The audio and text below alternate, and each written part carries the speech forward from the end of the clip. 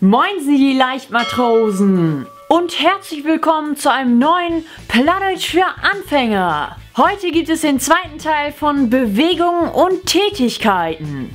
Los geht's! Arbeiten, arbeiten.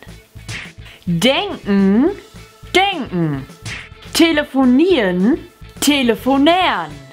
Stehen, stauen. Entspannen, dösen. Sprechen, proten. Trinken, trinken. Schneiden, schnieden. Essen, eten.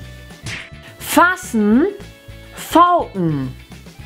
So, meine Leichtmatrosen, das war's halt von diesem Video. Ich hoffe, euch hat das gefallen. Und wenn ja, dann gebt mir doch einfach einen Daumen nach oben.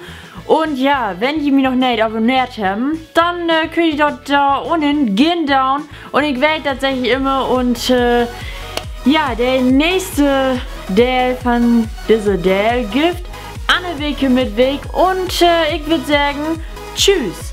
Und wer das jetzt leider nicht verstanden hat, weiß ich auch nicht. Tschüss!